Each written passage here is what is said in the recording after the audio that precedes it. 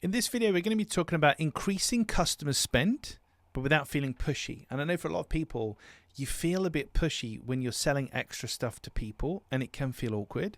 But the first thing that you've got to understand here is that if we're trying to increase spend to a client, it's not we're just trying to take more money from them and shaft them, so to speak.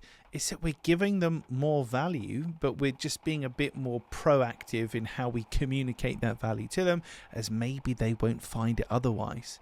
So the first part here is about adding real value, and how do we do that? One of the first things to consider is what I call a next step problem. So you're solving a problem for your client and you're providing a solution, but in providing that solution, they might then face, or they almost certainly will face, another problem as a result of their next step on the journey. So I buy a car, then it needs to be serviced, for example. So what is the next step problem for your buyer? What is or the next need might be a better way of saying that. What need will they have once your product or service is in play or has worked its magic? What do they need after that? Once you've identified that, if it's something you can help them with, then proactively talking to them about it and saying, look, we'll sell you this and this will solve the problem. But what you might find, or what you'll absolutely find, because a lot of our clients talk about this, is that then you'll need to have your car serviced. And I just want to be clear, we can also do that too. So we can book that in for you now, or you can let us know when you get there, whichever works for you.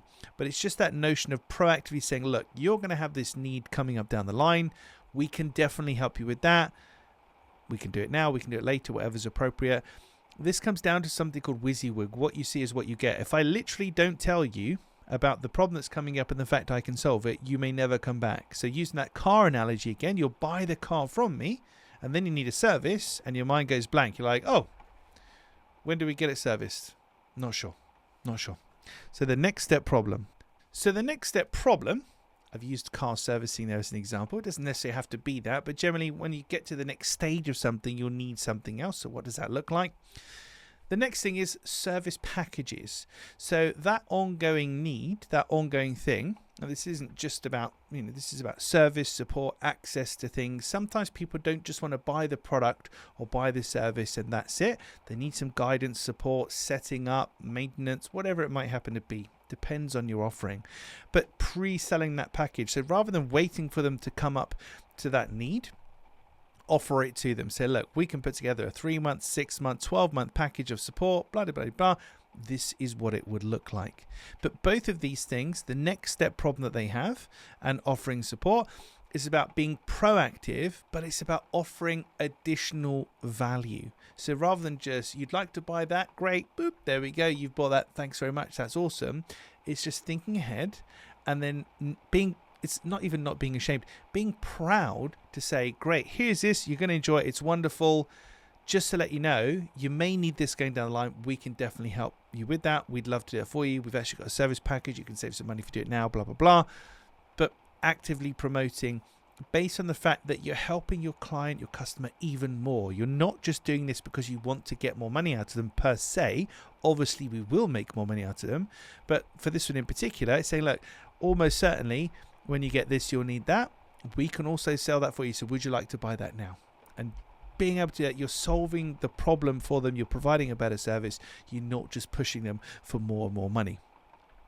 But if you do want people to increase their spend, that's one part of it, the things that are coming up. The next one is just making it easier for them to spend at all or to spend more. So buy now, pay later is obviously something that works very well in the retail space. Maybe it's something you're aware of as a consumer yourself, but you've never even considered it for your own business product or service. So buy now, pay later. The cash flow isn't stopping me in the moment from doing what I'm doing, so I can buy it today even if I haven't got the money, and we can work it out later. Talking about return on investment. So if you buy this from us, you'll get this return on investment. But if you can stretch it and pay this much and buy more from us, then you get this return on investment. Sometimes, and it's not appropriate for all businesses, but sometimes this is a really compelling argument for getting people to spend more, because the more they spend, the more they're likely to get back in return. Now, all ROI is not always financial. Sometimes it can be saving time, saving money, lots of other different things. It could be feelings, emotions, opportunities, access things. Lots of different ways to express ROI. There's actually about 19 ways to express ROI beyond just money and finances. But again, being forthright and upfront about it and saying, if you buy this, this will happen. But if you buy this one, then this will happen. And one of my all-time favorites is this. Now, I do not advocate that we manipulate people or convince them or push them to buy anything they don't want to buy. That is not my school of thought at all. But when somebody feels like they're abdicated of the responsibility of making a decision, it's much easier for them to make that decision. So I use this notion of the decision is made for you.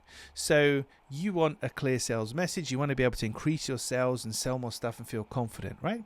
What's that worth to you? Oh, it's worth about £5,000 to us if we close an extra one client this month. Brilliant. So if that £5,000 is more or less than what we're going to charge you to create a clear sales message, then the decision is made for you, isn't it? Oh yeah, I guess it is.